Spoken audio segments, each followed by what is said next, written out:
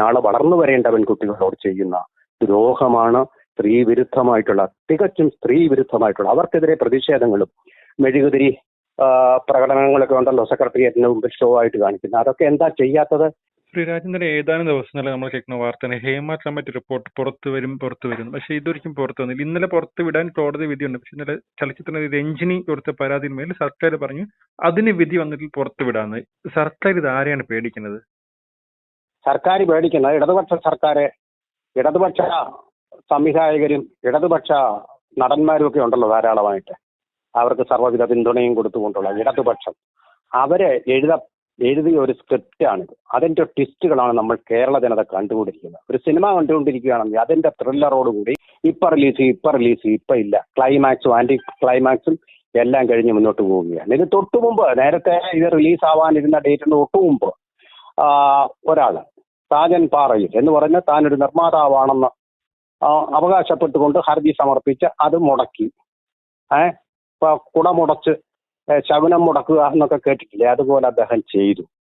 അത് ഫലിച്ചില്ല. അത് ഒരാഴ്ചക്കകം റിലീസാക്കാൻ വേണ്ടിയിട്ട് കോടതിയുടെ ഉത്തരവുണ്ട്. ആ ഉത്തരവ് നിലനിൽക്കെയാണ് ഈ സമയം പിന്നിട്ടിട്ടും അത് റിലീസാക്കാതെ കേരള ഗവൺമെന്റ് ഇരിക്കുന്നത്. നമ്പർ 1 കോടതി അലക്ഷ്യമാണ്. പിന്നെ പറയുന്ന ഒരു എഞ്ചിനീയറിംഗിന് ഒരു ഹർജി കൊടുത്തിട്ടുണ്ട്. ഞാനൊന്ന് ചോദിക്കട്ടെ, ശമ്പള കമ്മീഷൻ റിപ്പോർട്ട് പുറത്തു വിടാൻ നേരം ഞാനിപ്പോൾ കൊണ്ടുവന്ന് ഒരു ഹർജി കോടതിയിൽ കൊടുക്കുക, കോടതി അത് ഫയലിൽ സ്വീകരിച്ചിട്ടേ ഇല്ല. അപ്പൊ ശമ്പള കമ്മീഷൻ റിപ്പോർട്ട് പുറത്തു വിടാതിരിക്കുമോ? എന്താണ് ഈ പറയുന്നത്? ആരെയാണ് നിങ്ങൾ വിഡ്ഢികളാക്കുന്നത്? ഈ നിയമസാക്ഷരത ഇല്ലാത്തതിന്റെ പേരിൽ ആളുകളെ വിഡ്ഢികളാക്കുന്നുണ്ടല്ലോ, അത് മഹാക്രൂരതയും കൗശലവും കാപട്യവുമാണ്, കൗടില്യവുമാണ്.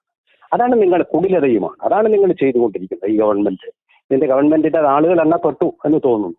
ഈ വിനാശകാലയാണല്ലോ വിപരീത ബുദ്ധികൾ ഉണ്ടാവുന്നത്. രഞ്ജിനി എന്ന് പറയുന്ന ഒരു ഇതുവരേക്കും അപ്പീലിന് ഹർജിക്ക് പോത്ത സിനിമാ നടി ശ്രീ രഞ്ജിനിയാണ് ഇന്നലെ അപ്പീൽ ഉപയോഗിക്കുന്നത്. അതിന്റെ പിന്നിൽ കളികളുണ്ട്, ചരട് വലികളുണ്ട്. അവരെ കൊണ്ട് അത് കൊടുപ്പിച്ചതാ.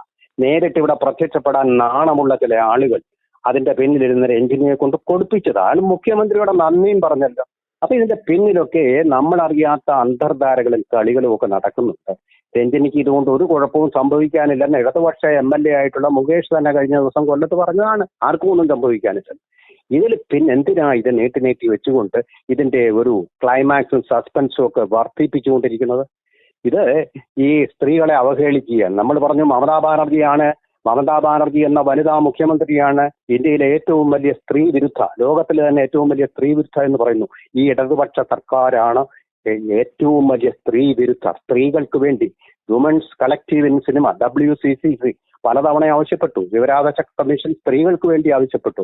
വനിതാ കമ്മീഷൻ അവരുടെ ഇടതുപക്ഷത്ത് ഒരു നേതാവായിട്ടുള്ള സ്ത്രീ തന്നെയാണല്ലോ അതിൻ്റെയും തലപ്പത്തുള്ളത്. അവരും ആവശ്യപ്പെട്ടിട്ടും വനിതകളുടെ പക്ഷം ചേരാതെ രഞ്ജിനിയെ പോലെയുള്ള ഈ ആളുകളുടെ സൈരന്ധ്രികളുടെ പക്ഷം ചേർന്നുകൊണ്ട് ഇതിനെ നശിപ്പിച്ചില്ലാതാക്കാനും അതിനെ മുക്കിക്കൊല്ലാനും ഇതിലുള്ള താല്പര്യം ഹനിക്കാനും ഗവൺമെന്റ് നടത്തുന്ന ശ്രമം ഹീനമാണ്. അത് സ്ത്രീപക്ഷ നിലപാടുമല്ല, മറിച്ച് സ്ത്രീ വിരുദ്ധ നിലപാട് തന്നെയാണ്. ഇതിനകത്ത് ഇപ്പോൾ ആരുടെയും പേര് വെളിപ്പെടുത്താത്തതാണെന്നാണ് നമ്മളോട് വെളിപ്പെടുത്തിയിരിക്കുന്നത്. അതായത് സ്ത്രീകൾ ഉന്നയിച്ച പരാതികളല്ല, അല്ലെങ്കിൽ സ്ത്രീകൾ പുരുഷന്മാർക്കെതിരെ ഉന്നയിച്ച പരാതികളല്ല, ജനറലായിട്ട് നമ്മൾ ഫോളോ ചെയ്യേണ്ട സ്റ്റാൻഡേർഡ് ഓപ്പറേറ്റീവ് പ്രോസസ് SOP അതാണ് ഇതിനകത്ത് പറഞ്ഞിരിക്കുന്നത്. അതിലിപ്പോ രഞ്ജിനിക്ക് ഇത്ര സങ്കടം വരേണ്ട കാര്യം എന്തെന്നാണ്? പരാതി എനിക്ക് കേൾക്കണം. അങ്ങനെ ഓരോരുത്തരുടെ പരാതി കേട്ടുകൊണ്ടാണ് ഈ രാജ്യത്ത്. അങ്ങനെയാണെങ്കിൽ 3 കോടി ജനങ്ങളുണ്ടല്ലോ. ഈ 3 കോടി ജനങ്ങളെക്കാൾ കൂടുതലായിട്ട് രഞ്ജിനിക്ക് എന്താ ഉള്ളത്? ആ രഞ്ജിനി ഓരോരുത്തരെയും ഇങ്ങനെ പരാതികൾ കൊടുത്തു കഴിഞ്ഞാൽ അതെല്ലാം കേട്ടതിന് ശേഷമേ പൊതു താല്പര്യത്തിന് വേണ്ടിയുള്ള റിപ്പോർട്ട് കൊടുക്കുമെന്ന് പറയുമ്പോൾ ഒരു വ്യക്തി ഇത് രഞ്ജിനിയെ കുറിച്ചുള്ള റിപ്പോർട്ടല്ലല്ലോ. അവരെന്തിനെതിരെ ഇടപെട്ട് ഇങ്ങനെ ഇത് കുളമാക്കുന്നത്?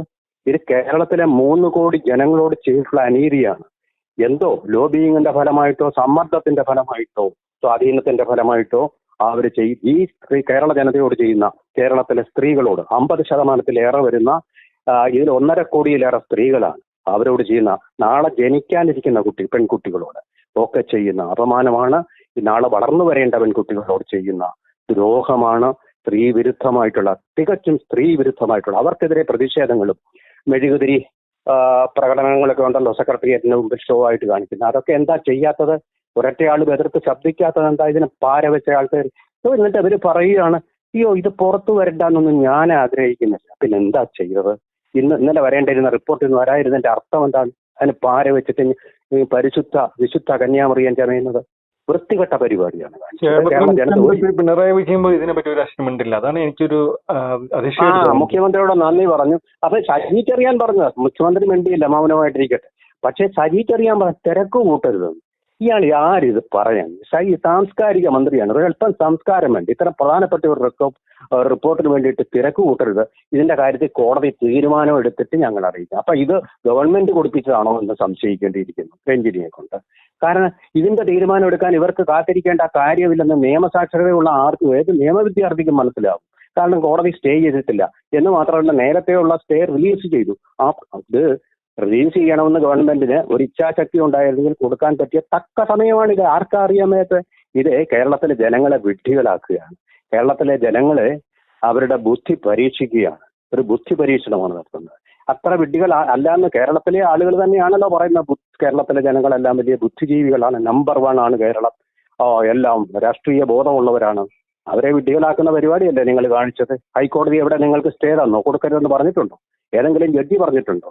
ഒരു രഞ്ജിനിയുടെ അഭിപ്രായത്തിന് വേണ്ടി ഈ കേരളത്തിലെ ഭൂരിപക്ഷം വരുന്ന ജനങ്ങളുടെ 3 കോടി ജനങ്ങളുടെ താല്പര്യങ്ങളെ ബലി കഴിക്കാൻ നിങ്ങൾക്ക് എന്താ അവകാശം? ഇത് രഞ്ജിനിയുടെ വ്യക്തിപരമായിട്ടുള്ള കാര്യമല്ല, കേരളത്തിലെ സിനിമാ ലോകത്തിന്റെ പ്രശ്നമാണ്. ആ സിനിമാ ലോകത്തേക്ക് ആളുകളെ അയക്കുന്ന ആ അച്ഛനമ്മമാരുടെ, അതുകൊണ്ട് തന്നെ ഈ കേരള സമൂഹത്തിന്റെ തന്നെ ആവശ്യമാണ് ഇത് പുറത്തു വരേണ്ടത്. ഇതിന്റെ സത്യങ്ങൾ അറിയേണ്ടത്, സത്യമറിയാനുള്ള അവകാശ നിയമം, വിവരം അറിയാനുള്ള, to get informed, right to information എന്നുള്ള നമ്മുടെ മൗലികമായിട്ടുള്ള അവകാശത്തെ ലംഘിച്ചിരിക്കുകയാണ്. എന്നിട്ട് കേന്ദ്ര ഗവൺമെന്റ് പ്രീആമ്പിൾ ലംഘിക്കുന്നു. എന്ത് പ്രീആമ്പിളാണ് അവരെ ലംഘിച്ചിട്ടുള്ളത്? നിങ്ങളാണ് ലംഘിക്കുന്നത്. ഇത് സത്യം അറിയാനുള്ള ജനത്തിന്റെ അവകാശം പ്രിവിലേജ്, അതിനെ തന്നെ കടയ്ക്കൽ കത്തി വെച്ചിട്ട് നിങ്ങൾ ഒരു അക്ഷരം ഇനി ധാർമ്മികമായിട്ട് മിണ്ടാൻ നിങ്ങൾക്ക് അവകാശമില്ല.